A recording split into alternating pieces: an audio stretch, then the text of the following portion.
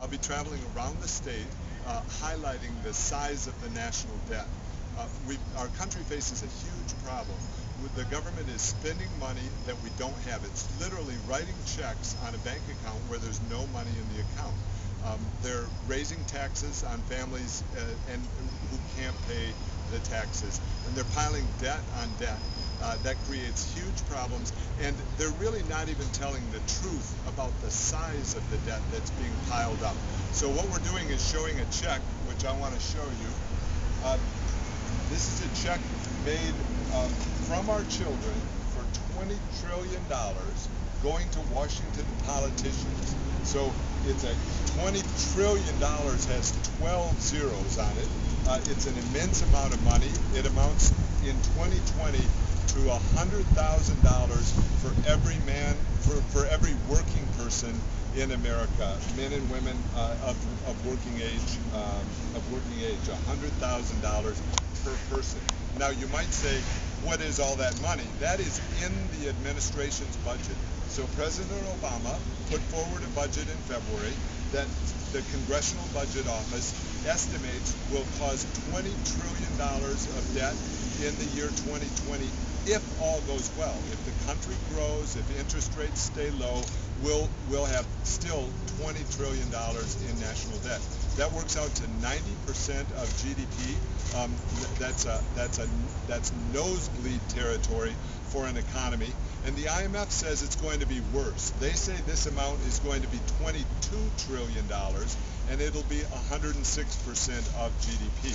So this is a Washington that's out of control, that has to be changed, and we have to have a fundamental upheaval in the culture of tax and spend that's burdening Wall Street. That's the culture of tax and spend that's burdening Washington, and that's affecting all of our lives, our children's lives, and our grandchildren's lives. So that's the nutshell of my campaign for U.S. Senate.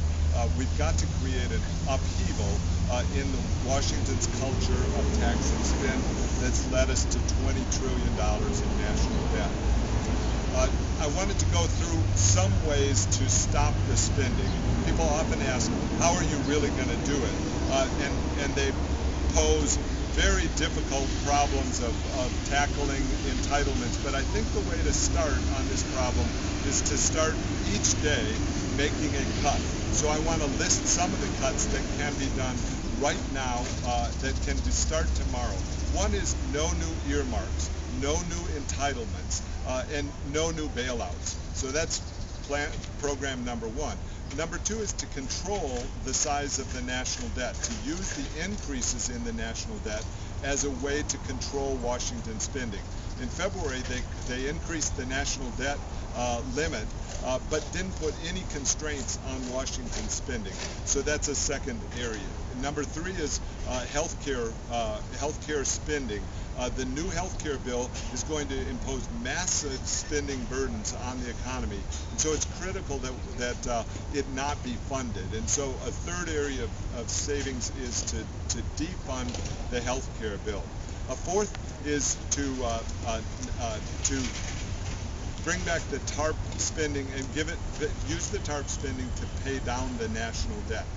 This is critical. Remember, in 2008, they put a huge kitty of money in Congress, and Congress won't give it back. They keep spending from that pot. A fifth area is on the defense spending side. Right now, the Defense Department requests money from Congress, and then Congress adds tens of billions of dollars on top of that, hundreds of billions over the years, to the original request. So we should not be spending money that the military hasn't asked for. Another spending cut, and I could go on. There's, I think, dozens of spending cuts that Congress could make starting tomorrow that would stop the growth in the national debt. Another one is to stop spending if there's not an authorization. The normal check and balance in Congress is that you have to authorize spending before the money actually goes out of the Treasury Department. They've lost that check and balance. And I'll give you a final one. A final one is the ethanol subsidies. We've all seen billions of dollars go into a program that ends up not being environmentally helpful and being very expensive for taxpayers around the country. So I wanted to go through that. To recap, we're launching today a Kids First tour to highlight the problems with the national debt. I'll be traveling statewide and talking with people about how they would stop spending. We're going to have a discussion statewide to see which additional spending people think could be cut in order to stop the national debt from growing. You know, families around the state are having to make decisions on what they spend. They sit at the kitchen table, they make cuts in their budget, and yet the politicians are not doing that. At each point, they simply say, let's spend more money. And so the result is a national debt that's estimated to reach $20 trillion. This is the Congressional Budget Office estimate of the president's existing budget, and that's if everything goes well. We'll be lucky if we can hold it to $20 trillion. So this is completely unacceptable, has to be stopped.